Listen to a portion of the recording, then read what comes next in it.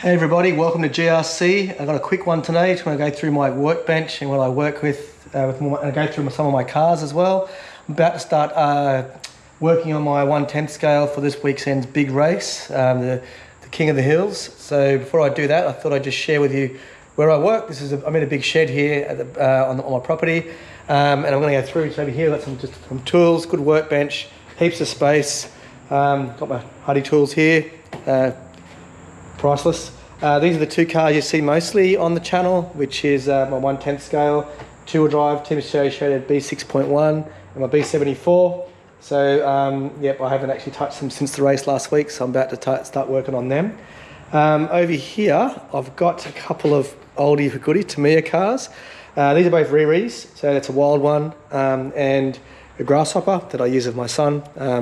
So yep, I also have an original 1985 sand scorcher that I'm going to restore, but I haven't got around to that yet. You'll see that on the video at some stage. It's a couple of Tamiya cars and controllers there, just want to bash around with my son. This is a D817 Nitro car, hot bodies, HB Racing.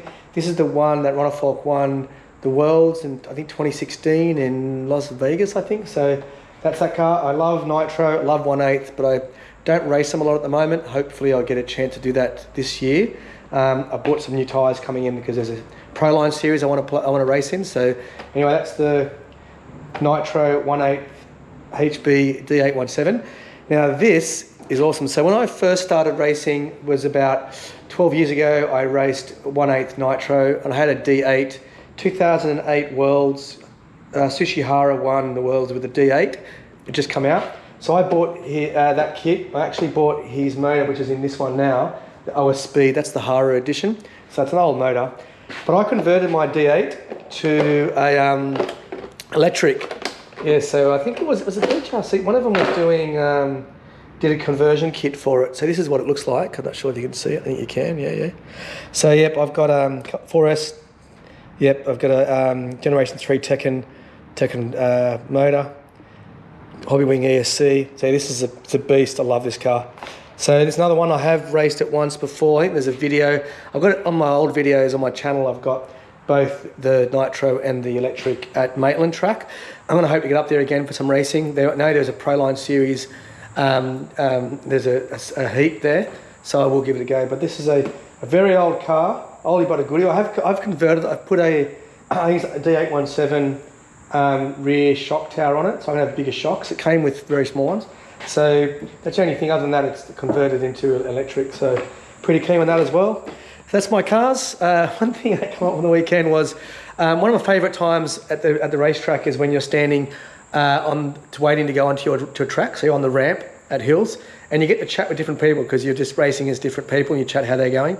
Anyway, I was talking about maintenance. And I said that I redo my shock oil every time I race. And then I universally got destroyed by everyone who was saying how nuts that was and there's no need to do it. So apparently you don't need to do that. So there's a tip. I don't know, someone told me very early to do your shock oils every race, and that's what I do. But I get through a lot of oil, so maybe I don't have to do that as much.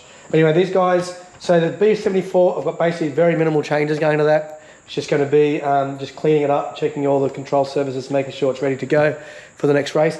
The 6.1, I'm going to change the transmission. So at the moment, it's got, pretty sure you can see that. Yep, it's got the stand-up transmission at the back here. So I'm going to get rid of that and replace it with the lay-back transmission. So change that. Everything else pretty much, that means that the shocks will have to go to the front instead of the rear. I'll get a new wing for it. And I will change the the straight wings back to gull wings. So yeah, that's the big change for that one, but the B74 will pretty much stay as it is. So that's my workbench. I'm pretty lucky to have such an awesome area just for my RC cars. I have a big shed with lots of other space for everything else, but yeah, this is where I am and pretty cool. We're loving it, and I'm going to get cracking and start working on the cars for the weekend. Cheers.